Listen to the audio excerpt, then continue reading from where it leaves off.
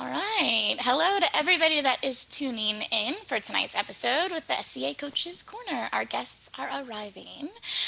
While we're getting settled, just a few housekeeping tips. By all means, ask any questions that you may have. I will be keeping an eye on the chat and we will try to answer your questions, try to keep them on topic if at all possible. If we cannot get to your question, it's not personal at all. Tonight's episode, we'll be talking about longevity in fighting with our wonderful guests. So I'm going to go ahead and pass this off. Duke Eliahu, your grace, if you wouldn't mind giving a little introduction to everybody, that would be wonderful. Thank you very much. I'm Duke Eliahu. I realized that I authorized 41 years ago this month. I've been a knight, a duke, and still fighting and continuing to do. And we're going to be talking about the issues regarding longevity of fighting, including physical issues, mental, emotional, life issues, and then adaptations to allow us each to fight. So, Paul, if you'd like to introduce yourself. Hi, everybody. I'm Duke Paul Bellatrix. I actually started fighting 50 years ago in November of this year, and I have pretty much the same resume as His Grace. So here is Viscount Sagan. Good evening, everybody, and thanks for joining us. You're probably looking at this screen going, what do these guys know about fighting? Well, the deal is we've known quite a bit of fighting, and we're about to tell you what to watch out for on the way to our age. So I was authorized in 1977, and I've been active since then, and it's been a lot of fun, and there's been a lot of lessons learned, and there were some that weren't learned. So that's part of what we're going to go over tonight. So I think one of the things that we're hoping to accomplish with this is to share some of what we wish we had known when we had started, that we didn't, a lot of the issues that we didn't understand ended up resulting in, I know for other people, and resulted in physical issues that limited people's enjoyment of fighting as well as their longevity. And so we hope to address some of those, because we all remember the days when we started out with ill-fitting, too heavy armor, and fought all day and didn't eat properly during the day and didn't warm up and didn't do any things we needed to do, and then probably partied late into the night and overindulged and got up and did it again. And eventually that takes a toll, and we're hoping that, we're not saying don't enjoy yourself, but we're hoping people can learn some of these lessons and apply these lessons to their own experience. And so I thought we would start simply with physical issues, which, see, there are other issues, but the physical issues, things that people who are really are focused athletes, I'm not talking professionals, but good, dedicated amateur athletes, as we hope we are, would understand and would apply to their own preparation, their own improvement in fighting, because that's what this program is about, is coaching and teaching and learning and improvement.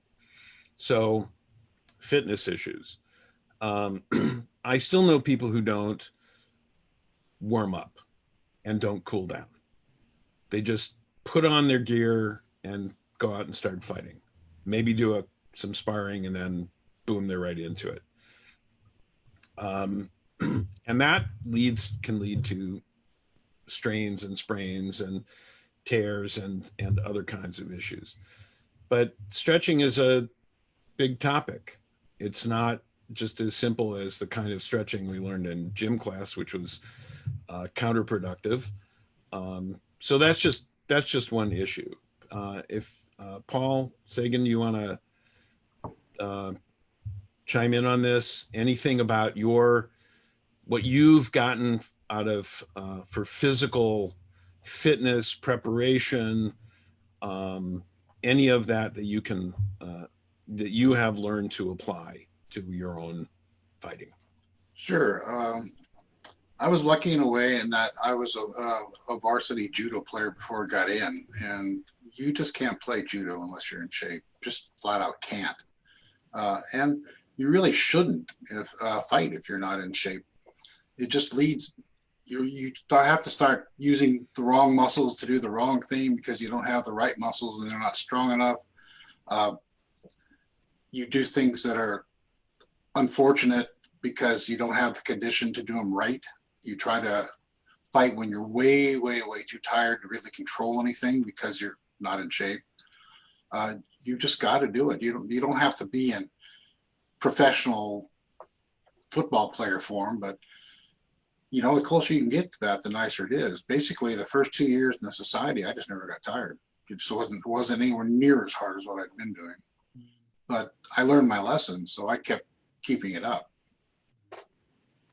And for me, before I found the SCA, I was a soccer player, actively a soccer player and a softball player. And I was in the gym 3 times a week doing strength training and cardio. So it was one of those things that moving into fighting, I took all of that with me, but I also took all the stretching and the warm up and the cool down, all of that stuff with me. So can you fight without all that? Sure you can. The question is, why would you? Why would you risk being able to continue this sport just because of certain things that are not well placed at the beginning and the end of a practice? I think the warm up and cool down parts, which work with the stretching and dynamic stretching and movement beforehand, and more save the static stretching to the end. I still don't see many people. I see more people do that in fighting than I used to, but it's certainly not everybody. And I think one of the other things that not in every sport, but in a lot of sports, particularly a lot of contact sports that people do are braces and wrapping and other things. And I only learned about support wrapping following an injury and rehabbing from an injury, and then started taping to prevent further injury, and then eventually using the newer kinesio tape for things. And I'm not a certified sports trainer in any way, but it's been useful at injury prevention, because I think a lot of this is not just about rehabilitating from injury, which is another issue, but about prevention of injury, and strength training and supportive and stretching and warming up, and all of those things are about injury prevention. There are also technique issues that are more likely to cause injury, and I think we're going to talk about those more toward the end when we talk about adaptation based on issues, when we talk about how people adapt their technique, because I've seen people do things that are really dangerous, particularly for elbows, shoulders, wrists, knees, things like that tend to cause people problems. Yeah, going on that stretching, I really will get on the bandwagon for dynamic stretching. Before I even heard of dynamic stretching, I was doing it because that's what we did in judo. Yep. Basically, you want to move your body around in ways that the motions are bigger, but sort of the same motions you're going to use. And it doesn't take long. You don't go where you bounce it off the end and then come back. You maybe do a big circle or a big anything like that.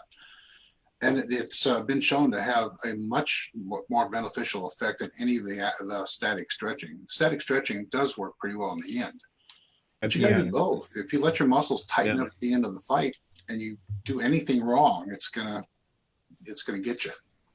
And from what I understand from the reading I've done and the people I've talked to, static stretching when your muscles are cold can cause tearing. Yes. Whereas dynamic stretching is, you can think of it more as a warm up. You're going through movements, you're increasing the blood flow to the muscles you're going to use, warming them up and decrease and making them less likely to be injured in what you're doing. But then the static stretching, which more people are familiar with, where you get in a stretch and you hold it, and most people don't hold those for long enough, doing that at the end can help increase flexibility. And flexibility is significant. And I've had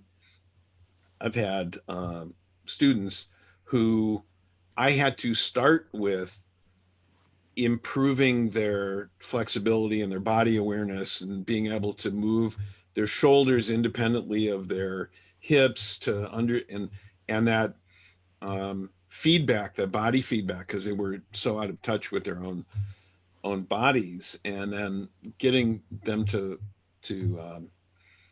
understand that, and that's part of the process too. Right. And that, Oh, sorry, Paul, go ahead. oh, go ahead.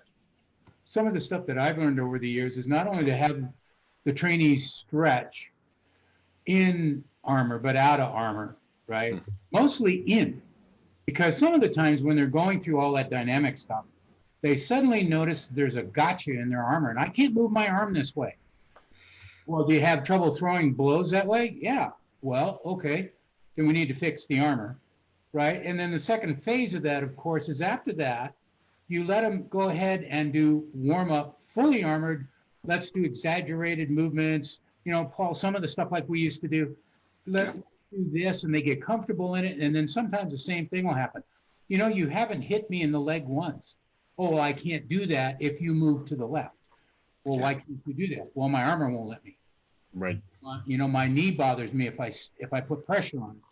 So it gives you the opportunity as a trainer to pull some of that information out and assist the trainee with it. Yeah, you don't want to do the thing where you see guys that go out there, they're just throwing full speed snaps at each other to warm up. You don't want to do that. If you were going to do that, you'd have to make the movement really broad like this. I used to fight two swords a lot in later in my career, two swords and great weapons. And I'd be doing these things like this, but as far as I could get my arms out, and not terribly fast, or I'd take a great sword and swing it out like around in circles like this, because I couldn't do that fast, and it made me get wider movements. And for those of you that think that what passes for slower, basically you're moving slow except when you don't want to, that isn't a warm up. Yeah. And as a matter of fact, it'll screw up your style after you do it after a while.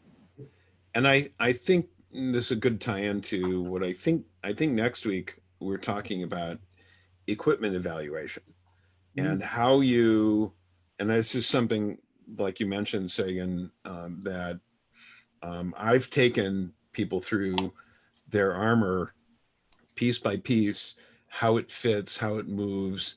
Is it safe? Is it functional? Is it period looking? How does it allow you to move the way you need to move? And that's something I think we'll get into next week in depth, because that's evaluating your armor and your equipment, all your equipment is definitely a significant issue. And people have it's a little hard to separate out over the length of time we've been doing this, how we've adapted our equipment to what we're doing versus the availability of better equipment from when we started. Right. And they move together, I think. And I've told students that when they get to a point when their armor will no longer let them do what they want to do, that they should celebrate that, because it means that they've progressed beyond their starter level violin, and now they need a better violin. They're not Stradivarius yet, but they need a better quality instrument. So it just popping back to to the stretching and stuff, I was listening to a long time ago, two sports medicine, one's a physician, one was a professional trainer. And the host says, well, how about longevity in fighting? Says, one says, if you want to have longevity in your sport, you have to have a world-class stretching routine. And the other one just, oh yeah, absolutely. And the other thing is, nobody trains balance. You'll notice that, or if you looked it up, most of the injuries is something like Penzic, or people stepping in a hole or twisting their ankle or falling the wrong way. Get something that will teach you balance, as simple as, waltzing, rollerblading, Right. Tai Chi. I require my squires to dance, because it's not only good for their balance and their movement, but also their social comportment.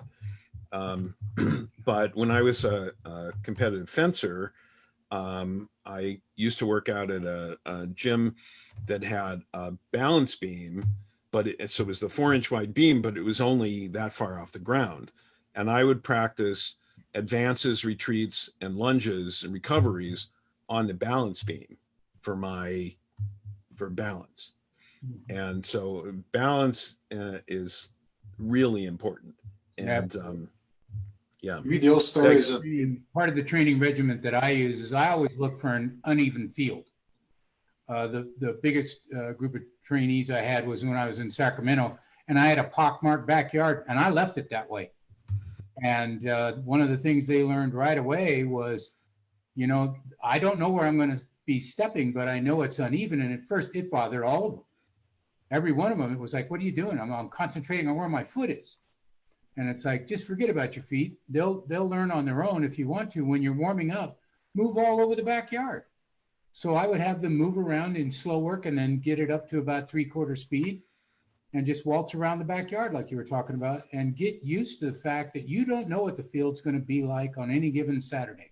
So don't even worry about it. Just train that way and move forward.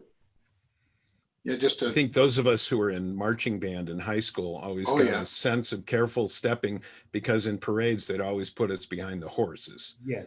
Yeah. And so we got very careful about placing our feet. So I remember in the old black belt magazines, you see the Chinese Westerns, they're not Westerns, they're Chinese, way back with the Kung Fu masters, and they'd have fights on top of a field, which were, 8-inch poles driven into the ground like 3 feet apart. And that's what they fought on top of. Of course, I'm not going to do that. Ever. So in addition to warm up, cool down, stretching, and supportive braces, there's strength training, and you mentioned strength training as well.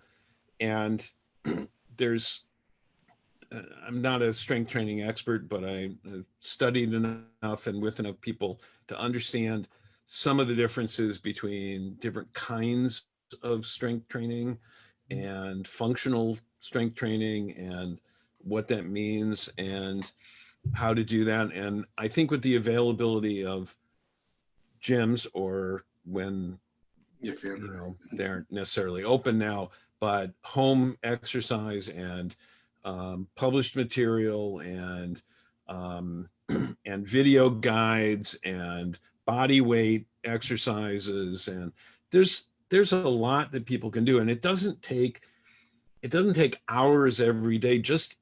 I think a lot of people just did a little bit every day, demonstrating the chivalric virtue of fortitude, do a little bit every day and stick with it, that it would pay big benefits in strength training.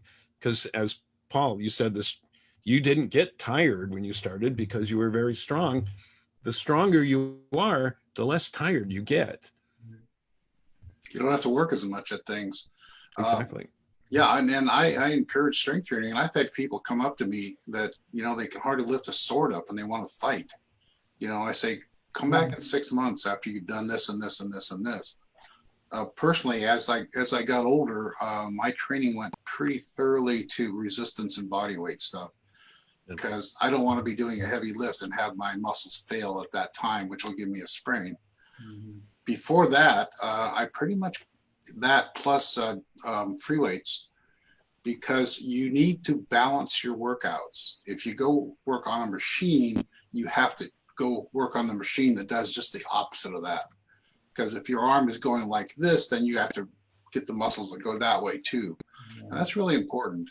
And just in your aerobics, like for one time, my favorite aerobic thing that I ever did was I ended up knowing about 8 karate katas, and I used to do them for an hour. I just do one, then the next, and the next, and the next, and the next. And I try one round for speed, one round for power, one round for form, and just keep going around. That was a great workout, and it just worked out every part of my body. Yeah, and a lot of people, again, we're talking about things that are so common. Let's go to the gym. Let's go for a hike. Let's do this. Well, a lot of it is common, but how well it's done and doing it well is uncommon. And for our sport, I got to admit, doesn't suffer fools. And if you're one of those people that weight training for you during the week is picking up your armor bag and putting it in the back of the car on the way to practice, well, I would recommend that you expand your horizons in that. There's so much to be gained. There is so much to be gained in your everyday life, let alone your SCA fighter life, by doing some strength training and cardio training, things like that, that will enhance your performance. Now, again, as a trainer, that's where I'm headed. I'm always trying to do performance-based training for a trainee, wherever they are in their sport at that time, to get them further. And if that's their goal, that's great. If it's not, then when they stop, I'll stop. But until then, it's been proven over the decades. How many times have you heard, we need to go to the gym, we need to work out, we need to do cardio? It's a common theme, but it has uncommon value to it across the spectrum of participants in SCA combat sports. I think if people are doing that though, and I agree, people should do additional kinds of strength and flexibility training. But I see too many. It's just like fighting practice. Fight for 5 minutes and talk for 20. Mhm. I see that at the gym. I see people sitting on a machine, checking their telephone, checking their phone, and they're and then they put shooting an 5 pounds on Instagram each side of the bar and they do the same thing. So. Yeah, and so its focus is and this is something I talk to students in the classes. I not SCA students. I talk to them too about it, but actual undergrad students in classes I teach is about focus and being able to focus on a task to the exclusion of everything else. And developing that focus is actually really useful in the SCA fighting too. It's one of the things I like about tournaments is all of the things I have going on. When I'm in the list and I have a single opponent, I'm not thinking about any of that. I'm in the moment. I'm where I am. That kind of focus takes practice. Oh yeah. And I think if people focus that way in their training, yes, where they're focused entirely on what they're doing at the moment, yes, that's a habit that is built. So when you're training, physically training, you're not simply training your body, you're actually also training your mind, which is good because eventually we're going to talk about right. the mental aspect of longevity as well, which we'll talk about. Just one little, it may seem simple, but if you're going to work at the gym, there's a concept called supersets. Yes. Yeah. Okay, so you're going to do 5 exercises and you're going to do 30 reps of each exercise. So you don't do 30 reps of the first one, then the second one. You do 10 reps of the first one and 10 of the second, third, fourth, fifth. Then you do the second set of 10. Then you do that way. If you plan them right, you're working out different parts of the body and you don't rest in between because you don't have to. Right. Yep. Continuous workout. Yeah. So one of because we could go on about this Yeah. by itself for a long time, Mhm. nutrition. And I had mentioned to you both when we were talking before, I was in a tournament some years ago, and it's a very large tournament with multiple pools to get into the final tournament. And I was cruising through the pools. I felt great, and then I hit one pool, and I was out of gas, just nothing left. And I I I thought about this, and I realized it was actually a nutrition issue. And so I started looking at pre pre-game, pre workout, pre tournament, during the event, afterwards, nutrition issues, nutrition timing, which is the name of a book I consulted, and other issues. Taking a lesson from my friend Duke Ronvalder and eating small meals every few hours, doing a variety of things like that. What I eat during the day of a tournament, how I do that, and that's significant because one of the issues of longevity in fighting or any sport is that our metabolism changes as we get older. And so how we adjust to that requires not only self-awareness, but also knowledge. And because not everybody is the same, people have different nutritional needs. Everybody is unique. You have to understand for yourself what works and what doesn't work. Yeah, you've got to acquire, if you don't already have it, some body awareness. What is happening to your body? How do things you eat and or not eat affect you? Likewise with drinking, this is a real big thing. You know, oh, I've hydrated fine. I'm drinking water all the time. The trouble with that is the one factor that evacuates the electrolytes from your body the worst is drinking water, because it flushes your system. So you have to keep up the electrolyte level, and that doesn't mean drinking highly sugared drinks. You have to find something that actually, like there's something called Vitalite that is made for cross country runners. Good stuff.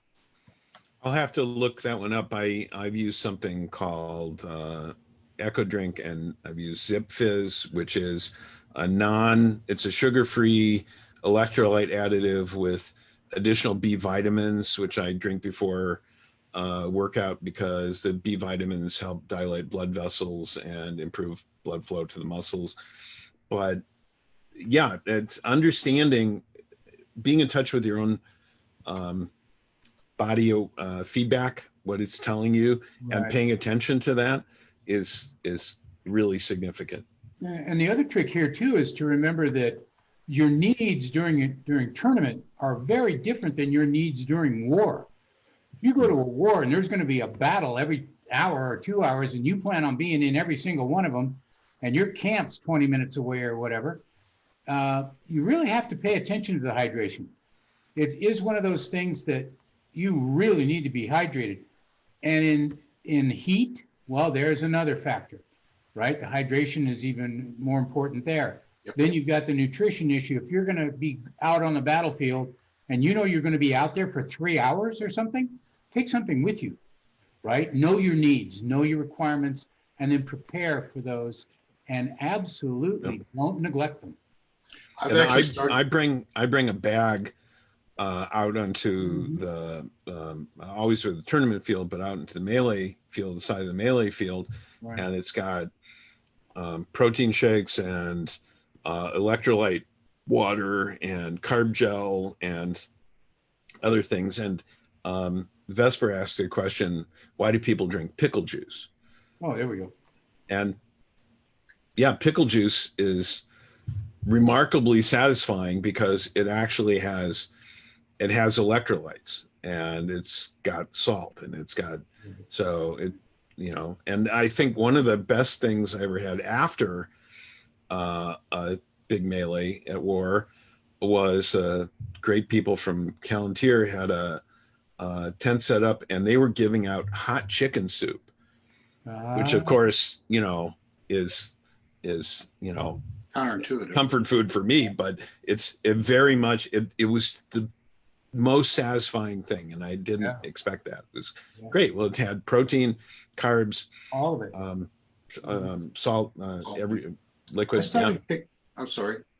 I started carrying around these capsules called Highlight, Hillyte, because I teach all day at Penzic. I'm out in the field all day Yep. for like 6-7 hours, and I kept having to supply electrolyte replacement for a whole lot of people. I'd have people come off the field to take my class, and we'd be sitting down, and they'd start falling over. So I started taking these capsules, and they contain a hell of a lot of electrolytes because you can fit it into a capsule, and it kicks them up really fast. So if you're having a long-term thing like fighting the war all day, yeah, get some of that stuff. Take a dozen pills with you. Take one every once in a while. And I guess the Sunscreen. overall lesson that we've been talking about thus far is don't be neglectful. You can't afford it. None of us are super person. Well, that's for sure. Well, So, I don't know about you two. Let's segue into some of the mental issues. And I mentioned focus, and focus is significant. For people learning how to focus, but longevity when you've been doing this for a long period of time, there's so many other issues that you start thinking about that start intruding into what you're doing, that maintaining your focus is challenging, and as is maintaining your interest. And particularly if you have to adapt to physical issues, it's hard to recapture the kind of focus that you had when you were starting out. It's hard to sometimes say, well, this is, when I started out and I was going to 3 practices in 3 different groups a week, and I was working out twice a week, and I was hitting the pedal a couple times a week, and I was really focused on this. It's hard to maintain that level of activity, and certainly the level of focus. We have different interests, we have different things. So there's, how do you maintain your focus and interest? Well, I really pay a lot of attention to this. Probably the most important tool in my training manual is slow work, and it's rhythmic and it's structured. Basically, you have to keep the rhythm. You can't do screwy things that you could never do full speed. And it goes back to a psychological concept of you have the conscious and the subconscious. And the only way the subconscious learns is if the conscious tells it, because that's the part of it that apprehends the world out there. That's the part that thinks, but it's slow. So it has to teach the subconscious, which is fast. What you have to do in the fight is to get the conscious mind out of the game and let the subconscious take over. So if you walk in to a fight and you're thinking, oh, I don't want to lose, or oh, I got to do this thing, or I'm really pissed at this, you lost. You've lost right there because you're not fighting. You're paying attention to that. And a way you can help yourself is to come up with a little routine. If you ever watch professional golfers lining up a putt, they'll stand behind the putt, they'll hold the club up, they'll look on either side, they'll look at it again, walk around the other side, do the same thing, come back, take 2 practice swings and look at the thing in the putt. And if they get interrupted, they'll go back to the start and do the same thing. Yes. And you can make a little thing like that. What I used to do is, I teach my students is I would salute, and as I drew my sword back down like this, I would center, and then I'd take my sword and shield and make big wide motions. I'd grab my opponent with one and me the other and come to one thing, and I'd come up on my toes, or my balls on my feet right then, so I would plant. And that works really well. Something like, doesn't have to be exactly that, but. Yeah. And from my point of view, again, as a trainer, I do somewhat similar things with the trainees from the very beginning. A couple of the guys have mentioned during interviews that, I remember in the backyard when we used to do this and that. And what the idea was for this hour and a half, 2 hours, whatever, I want you to set the outside world aside. I want you to focus on what I'm saying and on your answers to me so I understand what you understand, and that I'm asking you to perform for that 2 hours as instructed so we can go ahead and get this training done. So from that point, since it was involved in training, and it was the same thing, Paul, taught them how to center, taught them how to focus on engagement, not engagement in the first swing, but engagement when I would have them set their shields and their sword. When they first got to their ready position, their beginning stance, they were ready and they were focused. I also pointed out to them that when you're here, I need 4 things: desire, drive, determination, and dedication. I know you can't do them all to an elevated level each time. That would be unrealistic. But if you can have that idea in your head that just for this 2 hours, this is where we need to be, you can carry that into practice and then onto the combat field. I've told students, fighting students, to develop a routine, very much like what Paul was saying, develop a routine of how they put their armor on, how they get dressed, how they put their armor on, and to do it the same every single time, in the same order, in the same way, every single time, because that physical ritual will become associated with a mental state of focus. Right. And so that's one way people wonder about how to get in that state of focus. And I also recommend meditation, but that physical ritual, and that's really why physical rituals in all kinds of belief systems have been done for millennia, is to get people into a state of mind where they can have that focus and do what they need to, whatever that purpose is. And so that's one of the things I tell people about focus. And at this point, I don't, sometimes I don't even have to think about how I'm putting everything on, because I've done it so many times, but it's always the same way each time. And do it at practice, not just tournaments. Oh yeah, absolutely. Yeah, absolutely. And that's one of the focus challenges that people have, is making that change from practice focus to tournament focus. And because I've seen it in tournaments so many times where somebody is on the field and they act like they're just sparring in practice. Well, yeah, you should treat it just like another thing. You shouldn't be too tense about it. You shouldn't be too hyper about it, but you need to be focused, not just screwing around like some 2 people do at practice. So focus is a learned skill just as much as any physical movement. Yeah. The little thing I tell my students when they're at practice, they're in the sparring part of it. I only allow them 3 fights with any one opponent in a row. They can come back later and do it, but if they're fighting 1, 2, 3, 4, just fight 3, because after that you've gotten bored. And I can see it in fighters, and I feel it in myself even. Well, and you can watch the energy level, like you're saying. It starts out really great, and then after about the third go round, all of a sudden it's like, yeah, okay, and they're okay. Go ahead, set yourself up. And the first fight looked great, and the third fight looks like a mess. Yeah. And I've done a if it's that boring, don't do it. I've done a related thing where I say, just for this one, you can only throw 1 blow in this.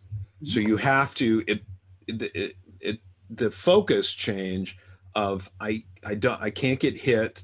I have to set this up, and you're just not trying to outspeed somebody. You're trying to set it up with movement and misdirection. You're trying to get that one you can only throw one.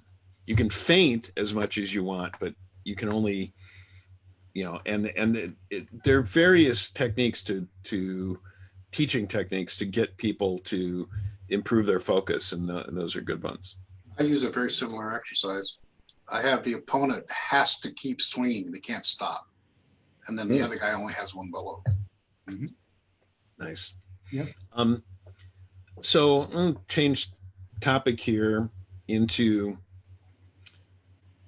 because we're talking about longevity and their physical issues. If you keep doing this for any length of time, you're going to have injuries, sprains. We talked about trying to prevent those, but they are going to happen, and there can be emotional consequences, emotional issues to deal with from getting older. That, yeah, I can't do everything I did in the same way I did when I started. Some things I can do better, but some things maybe not as well. So, yeah, I'll make physical adaptations, but there's an emotional component to it because it can be really frustrating. Yes, sir. I think that people need to be prepared for that as well. Yeah, I actually have a very good friend who's a little older than I am, and we're a very close friend. And as he was getting older, he would not admit it. By God, he could do anything he could like he was 18. And I watched that happen right in front of me. And boy, I learned from that. So I don't do that. I mean, I watch my limits and I stay within them. Right. And that is very important. The other thing about emotional issues is we can bring that all the way back down to a 25-year-old who has, let's say there's something going on in his personal life and he's about to enter a tournament and he's expecting to do just great. Yet the mental side of the equation is out to lunch. And some counseling there, helps. Other emotional issues is all of a sudden somebody's lost the first fight. And for some reason, mentally, they allow that to affect them. And it's like, from beginning to end, and I guess, when we're talking about it at our age, it's like, yeah, you look back and it's like, why did I allow that to bother me at all mentally? Yeah. But there are things out there that can. And again, the more you train and practice, you're ready to do combat, but it's no guarantee. And there was a Sir Steen in the West who I don't know if he wrote it or if he got it from somewhere, but it's a little, like a half-page little story about what you should do to actually prepare to fight. And basically you practice as well as you can. You basically do all the things we were just talking about, and you get you're in the best physical, mental training position, and then you go out. You don't expect to win. You don't expect to lose. Right. Absolutely. It just happens. Right. Because you've done everything you can. You can't do anything else. Yes. And I think that's a really important component of the emotional part of fighting and longevity and these issues is being able to be in the moment and preparing, doing everything you can, and then it acceptance of what happens. And that's challenging. And and it's not just emotional issues related to aging. There, as Sagan, as you said, yeah, I've had counseled younger friends, squires, students about all the things that they're dealing with, and said sometimes, hey, the SCA will still be here, fighting will still be here. Yes. Deal with this so that when you're here, you can be here. Right. Be here. Be present. Put that all away. If you can't put that all away, deal with that and then come back. Yeah, no matter how tough you are, age will get you. Yes. For most of my life, I was a tank. You simply couldn't hurt me. Basically, I have no injuries whatsoever from my decades of fighting. The things that really hurt me are the things I got in judo before I even started fighting. Judo's a much rougher sport. Absolutely. I actually started studying at a dojo about a year and a half ago because I needed a place, a physical combative Yeah. subject where I could empty my cup, where I could go in with no expectations that I had, no expectations anyone had of me, and I could start fresh in a way. That was part of my emotional mechanism for dealing with. When I would go to an SCA practice, it wasn't always fun anymore. And I like working hard is fun and focus is fun, but it just I couldn't recapture it. I had to set that aside for a bit and do something else. And actually what I've been learning there has been really pertinent, Right. and useful as well. Although in the first year and a half, I broke 2 toes. Yeah, And I have never broken toes in the SCA, but I broke 2 toes in doing that. I lost count actually. Yeah. But actually, mine going on broken toes very early. So yeah, judo is probably one of the best cross training things you can get. My entire system is based on judo. Yeah. Yeah, there's a shoulder throw where you throw somebody like this, and there's a combination I do where I go like this, and they're exactly the same motion. Yep. There's still on the emotional issues and on that side. Through the training that I've done over the years, what I've tried to get across to the trainees is you have trained, you have practiced, and now it's time to absolutely perform. You're going into tournament, you're going into war, whichever one is your favorite or both. Now it's not time to worry about how you trained and how you practiced. On the other side of that, if you lose, don't lose the lesson. What happened? Was it just something that you hadn't seen before? Did you go blank for a second? You timed out in the middle of a fight? Did you fall for a feint? Whatever it was, don't lose the lesson, and don't let a loss diminish your desire to continue in the tournament or the war. Keep right on going. And that you got to pay attention to age. When you start getting older, you're not going to be able to do certain things. And the last thing you need to do is push them, because you're going to lose. I mean, you're not losing against your opponent, you're losing against your own body. Yes. So just accept it. Do the best you can. Prepare a little harder so you're in better shape, but don't ignore it. Yeah, I remember a chivalry roundtable discussion at Penzic years ago where one of the questions was, well, what do you do when you get older, and how do you adapt? And I didn't respond. I was listening to the conversation, and I was thinking, well, work harder, adapt, adjust, accept what the limitations are, and find a way around them. Don't ignore them, but find a way around them. I didn't really say that at the time because there was the conversation went in a different direction. But ignoring reality. Well, we see every day the consequences in the world of people ignoring reality. Absolutely. And don't ignore reality, but deal with it, work with it. If you ignore a problem, you're not dealing with it. If you recognize a problem, you can find a way around or a solution. Absolutely. So. I mean, win, lose, or draw, if you did your best in that fight, you won. Yeah, absolutely. Yeah.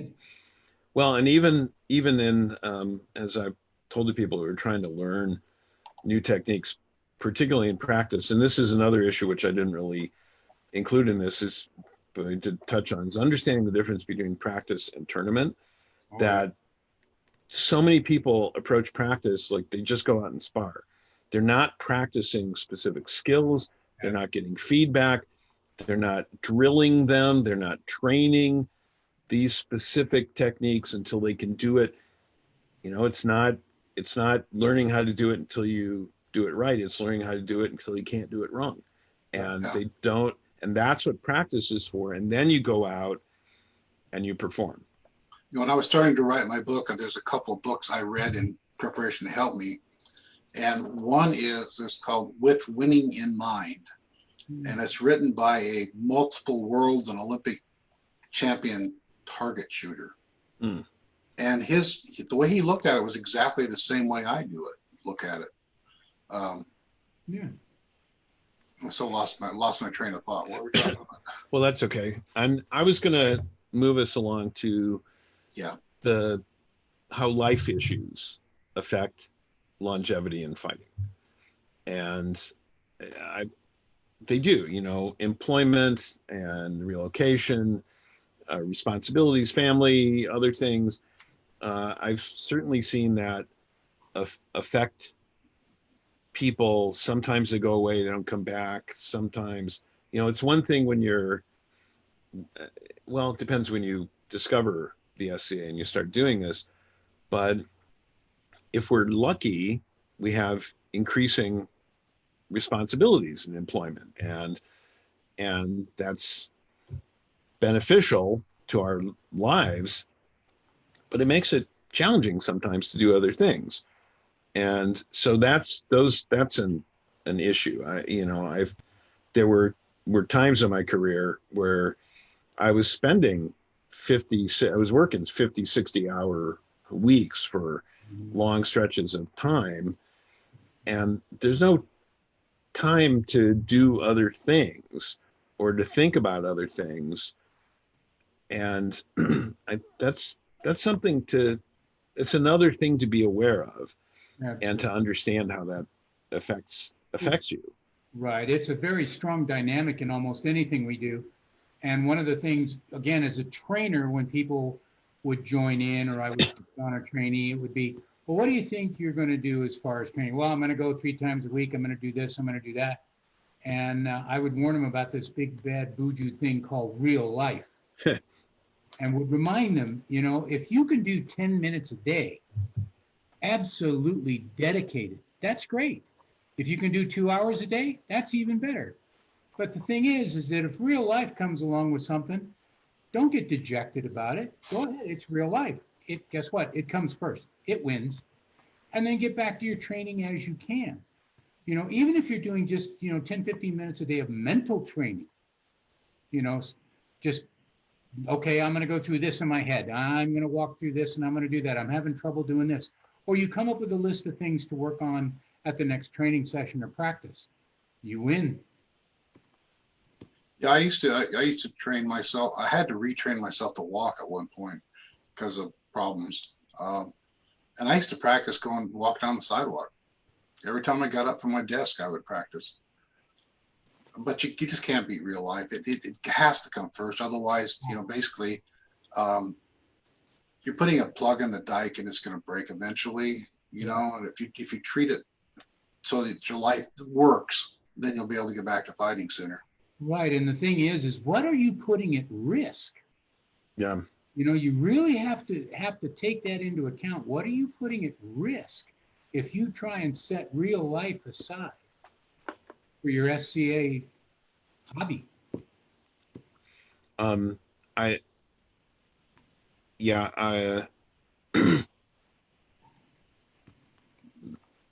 Sorry, gone.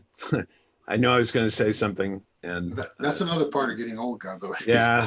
No, Bob, you're wrong. Steve had something to say, and any minute now he'll say it. Vesper said that His Majesty of Atlantia, Anton, stated that getting older means getting smarter. And I hope so, but that's not guaranteed. No kidding. It's only guaranteed if you pay attention to the lessons along the way. Yes. There are some people I have known who are amazingly impervious to the experiences of life. Yes, absolutely. Yeah, the saying I like is life is a race between maturity and senility. um, Oh, so, life habit. You know, one of the I remember now. One of the things we always charge our dependents with is to have a life of which the SCA is a part, but is not the whole part. And if you pay attention, the lessons you learn in the SCA can help your real life, your and modern life, I'll say, because the SCA is real. And the lessons you learn in your modern life can help in the SCA as well. And that that is a gift. I've found that in my own experience, and that's been a wonderful gift. And I think that if other people can be aware of that and pay attention to it and apply that in the same way, that's all for the good. what I found interesting, especially for people of our generation, was back in the day, there was this expectation by the age of 25, I will have acquired this job level. I will Yeah. have my own home. I will be married. I will have 2.5 children. That statistic always screwed me up. Didn't know how you were going to accomplish that. What I ran into all of a sudden is that I found people with that same thing on the SCA side, to the point that the real life side sort of kind of went the other way. They were sort of gauging, I'm 25, I should be a squire. By 30, I'll be a duke, by this and that. And I was like, wow, that is very interesting. Yeah, and I've known people who well, I have seen people put work incredibly hard and smart in the SCA, really dedicated, really focused to service there, and not apply that same level of focus and work to their own modern life, Yes. whether in their personal relationships or their career or whatever they're doing. And I think that that's not healthy and that's not sustainable Right. No, for longevity in Right. any way. I mean, So if you spend too much time fighting and obsessing about society, how do you think it's gonna be affected if you lose your job? Right. How yeah, about if you um, get a divorce? Right. Absolutely. yeah. So let's move into adaptations based on we've talked about these issues of physical, mental, emotional life issues. Now adaptations. Start with the first one, maybe of equipment and adaptations of equipment. And I think one of the thing my certainly the armor, the weapons, the equipment I use in fighting is nowhere near. It's so much better than it was when I started Absolutely. more than 40 years ago, where we cobbled together stuff. It was creative and it was Okay. inventive and it was resourceful, but it was not good. And we didn't understand the issues that, well, I think even then people may have talked about safety, functionality, and appearance, Right.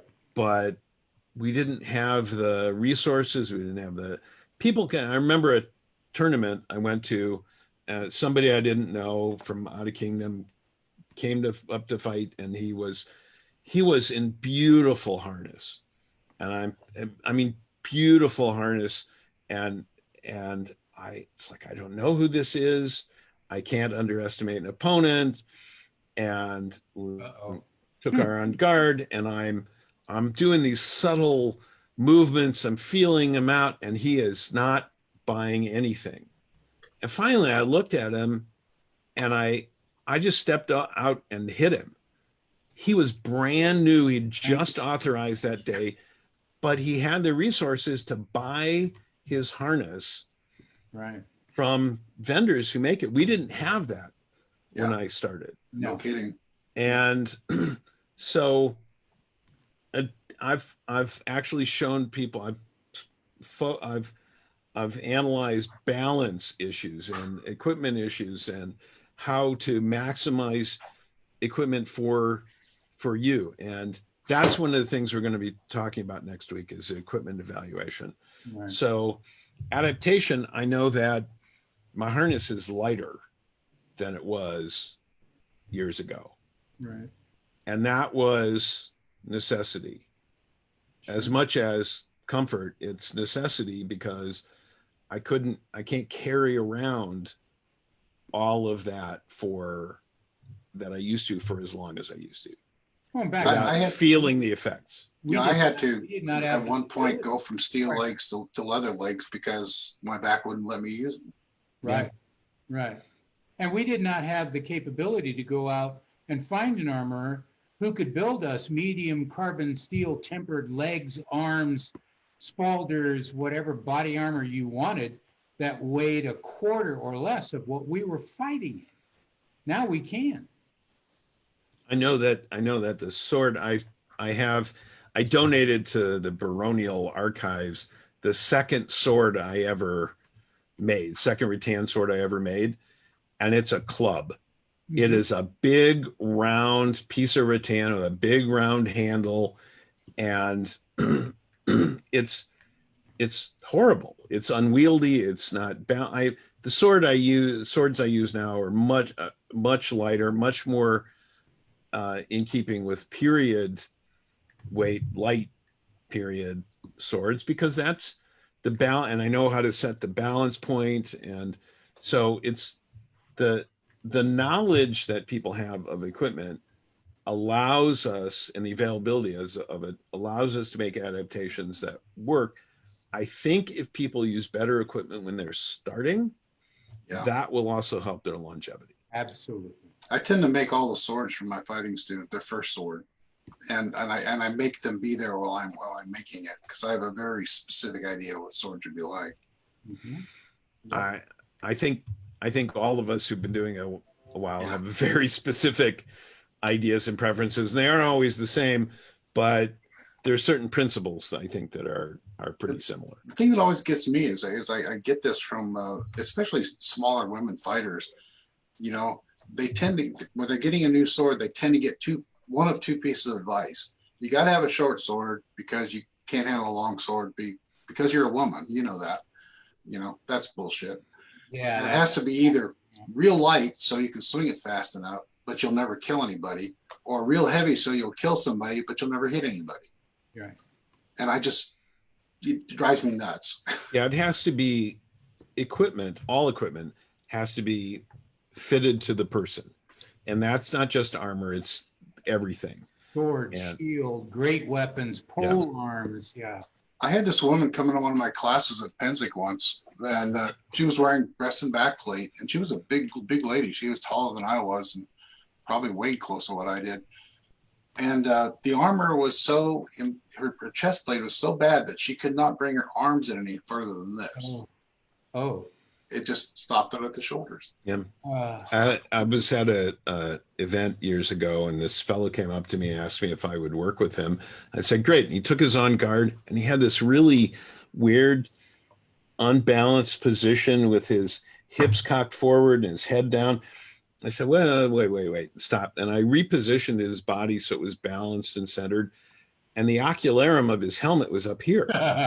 So he had leaned down so he could see, and that caused his balance to shift and his hips to shift. And I said, we can't do anything right now, but take your helmet off. We'll do some non-armored work so you can see how you're supposed to move.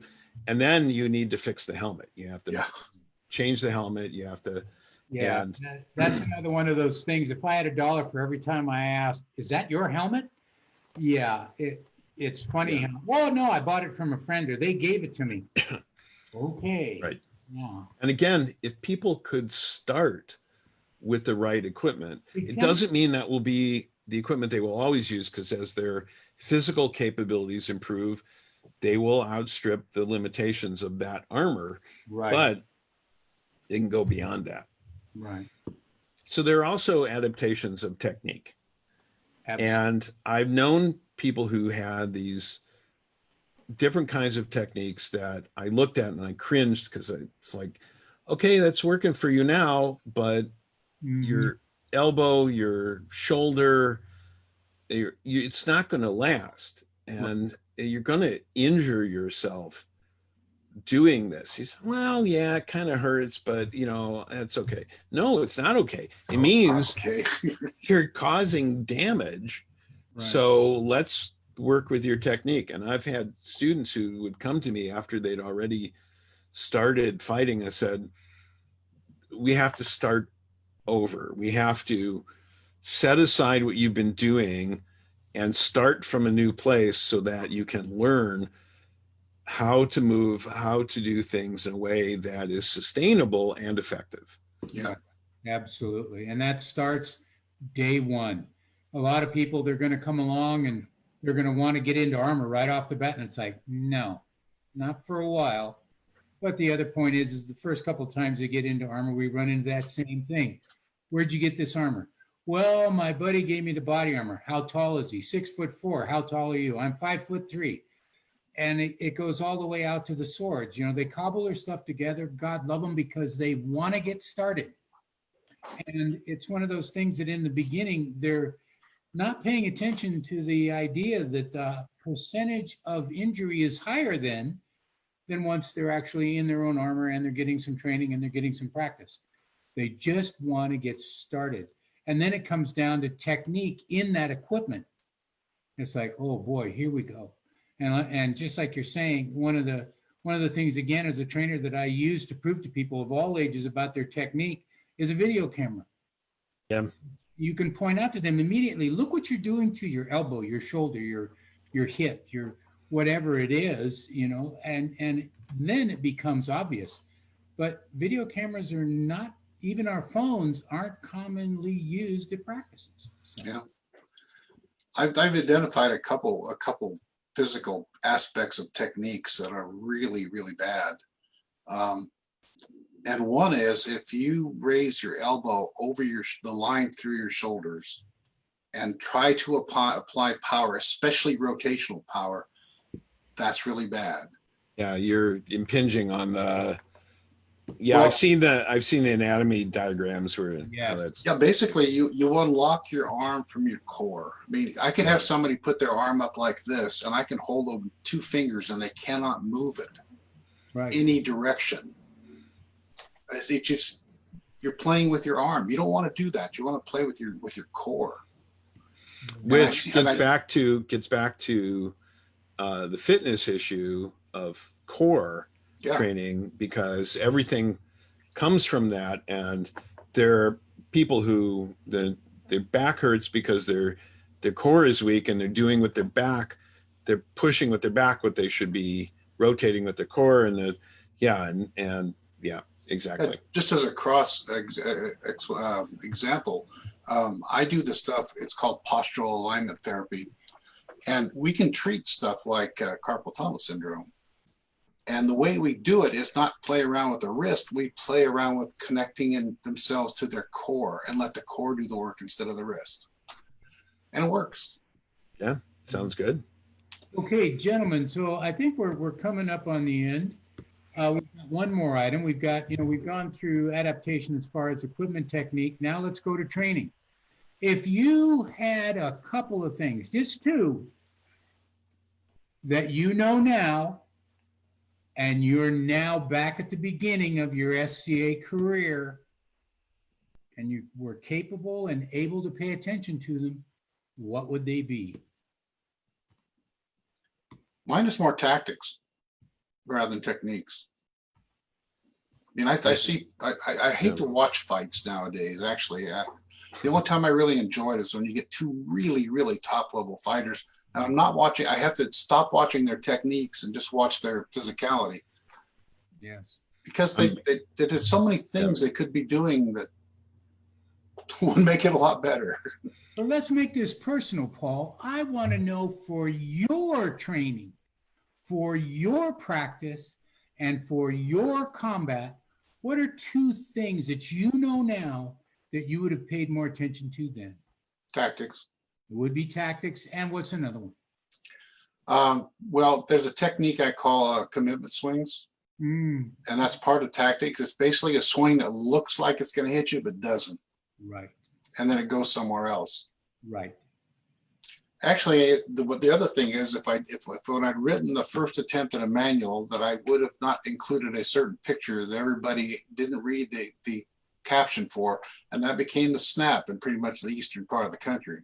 Mm, And yeah. that probably would have saved a lot of people some wrist and elbow injuries. What about your Grace Eliahu?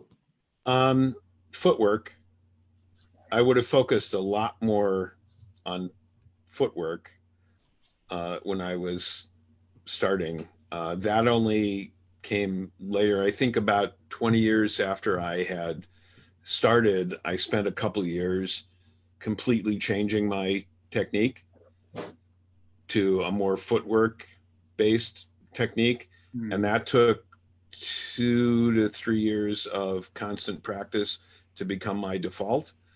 That was and I would have focused a lot more on footwork and movement, but nobody did it then in the same way. And I think the other thing would be, well, a lot of what we've talked about, the pre, during, post training, physical workout, warm up, stretching, nutrition, that whole mix of what I think I would you might call the physical preparation for fighting. I think so. That and footwork would be the two things I wish I knew then. What I know now. It was sort of weird because as I was starting fighting, I was actually not creating techniques out of whole cloth. I was adapting them from judo. Absolutely. Mhm. And I was probably about 10 years in, and somebody says, "Will you teach us some footwork?" And I said, I thought, I don't have any footwork. And basically, I was using judo footwork. Right. And Yeah. it works fine. That's what it's for, you know. But then I had to make it into something I could name and define so people would know what to do. And my two would be the absolute importance of understanding core and the fact that, dude, you're going to get old someday. You need to pay attention to this now and plan for that. Yep. So how many joints have you had replaced now? Well, I'm ahead of you, 2 hips to none, but my back's still okay. Yeah, well, I'm not replacing my back, so Well, just adding some reinforcements. oh, come on, you wimp. So I think we've about covered our list of topics for this session. I think if there are any additional questions, Vesper, are there any additional questions that people have? Are they tired of listening to a bunch of old geezers chat about how it should be done? Well, first of all, they're pearls of wisdom. So how could you grow tired? You can't grow tired of that. We do not have any questions that have come in as of now. So I think we've pretty covered. You've given us a lot to think about for sure. Any final parting words for anybody tonight? Getting old isn't for wimps. Yeah. No kidding.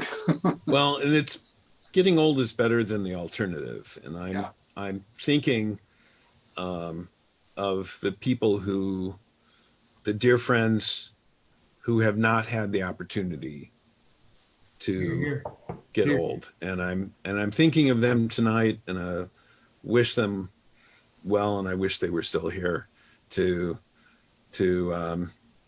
share their wisdom with all of us as well. Yes. No, I agree with that.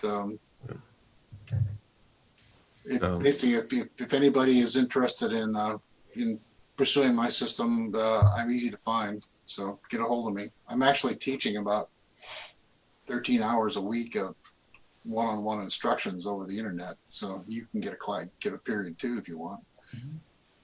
And I'm always available as well. If you'd like to get in touch with me, please contact Vesper. I'm putting you on the line, dear. Yeah, you've always been available, Sagan. Well, pardon me? You've always been available. Well, there is that, but I'm not cheap, Your Grace. Oh, I know that. And you can find all of us here at the Coach's Corner if you've got Right. questions Right. about anything. And you should join us next week when we talk about Yeah. equipment evaluation and how to analyze your own equipment and improve that. And As well as contacting Vesper Godlover. I'm also one of the coaches on the Coach's Corner now, so please feel free, if you'd like to get in touch with me, do so. Thank you all for being here. And for everybody that's watching, by all means, please go check out the Coach's Corner. I will put a link up after this show has completed. So go check it out. Say hello to everybody. They have wonderful information. And we will be back next week with a new episode. Thanks again for setting it all up, Vesper. Thank you very much. Have a great night, everybody. Thank you. Bye. Bye-bye.